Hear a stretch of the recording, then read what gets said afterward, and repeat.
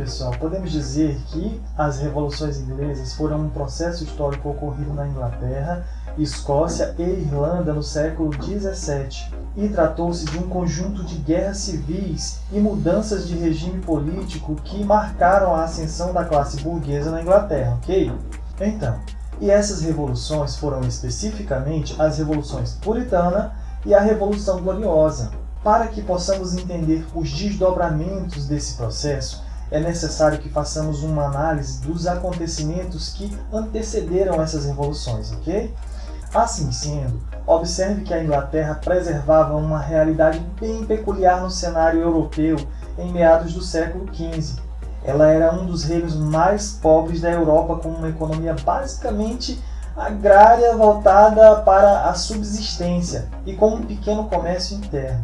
No entanto, houve uma transformação radical nesse contexto e a Inglaterra se tornou a maior potência econômica mundial na segunda metade do século XVIII.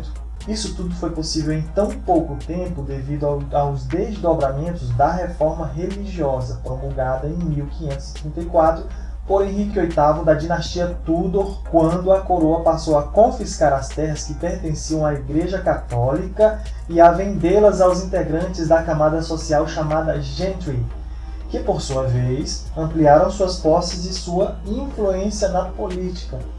Dessa forma, as necessidades financeiras da coroa, aliadas ao novo contexto agrário na Inglaterra, terminou impulsionando o processo de cercamentos das terras comunais. O cercamento foi um fenômeno que teve início ainda no século XII na Grã-Bretanha, pelo qual as terras de uso coletivo começaram a ser cercadas para que passassem a ser terras de uso individual e privado.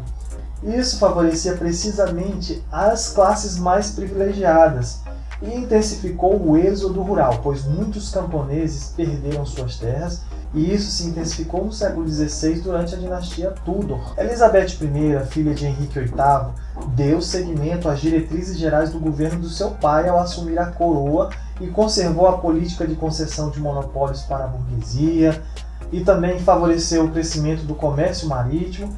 Então, com o desenvolvimento do mercado ultramarino, os tecidos ingleses começaram a ser comercializados na América, na Índia e na Rússia. O sucesso dessas políticas econômicas possibilitou um governo estável para a rainha, que governou habilmente e manteve-se próxima ao parlamento, controlando as disputas religiosas internas, ok? Ao longo do tempo, o parlamento foi ganhando cada vez mais influência na política econômica.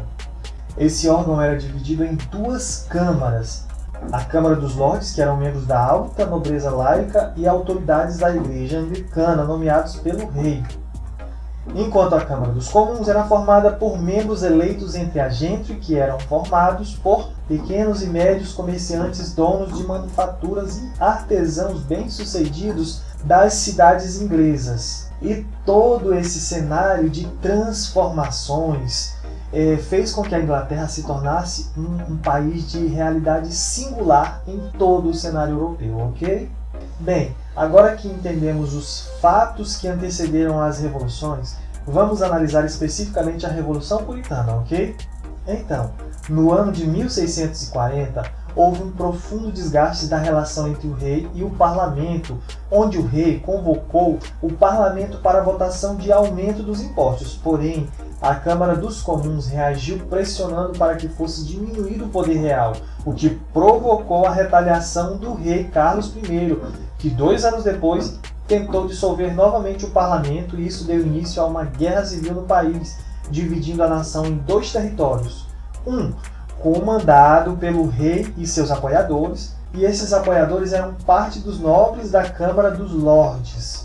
E o outro lado pela oposição parlamentar formada pela maioria dos membros da Câmara dos Comuns, que contava com amplo apoio da população. Quanto às regiões Norte e o País de Gales, apoiaram o monarca. Já o Centro, o Sul e o Sudeste apoiaram o parlamento. Os puritanos apoiaram o parlamento, enquanto os católicos e os anglicanos permaneceram próximo ao rei. Até 1644, o rei conseguiu vencer as primeiras batalhas. Porém, quando o parlamento decidiu chamar o puritano Oliver Cromwell para organizar o seu exército, Cromwell restaurou o exército, que nomeou exército de novo tipo. E diante de todo o apoio que conseguiu de pequenos burgueses, proprietários rurais e camponeses que perderam terras com as leis de cercamento, e ainda sua reestruturação militar, passaram a obter sucessivas vitórias sobre as tropas reais e finalmente em 1647 Carlos I foi capturado e em 1649 foi julgado e condenado pela Câmara dos Comuns por alta traição, sendo depois executado. Meses depois, a Câmara dos Lordes e a monarquia foram abolidos e a República foi proclamada na Inglaterra, ok? Por fim, vamos analisar a Revolução Gloriosa.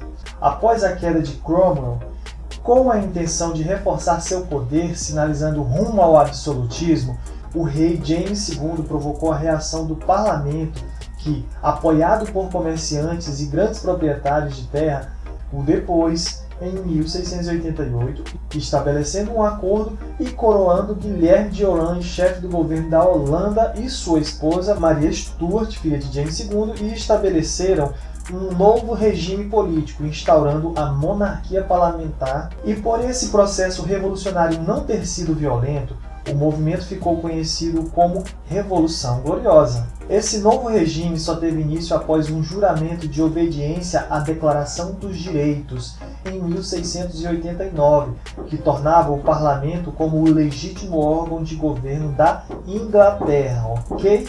Bem, gente, essa foi nossa aula sobre as revoluções inglesas do século XVII.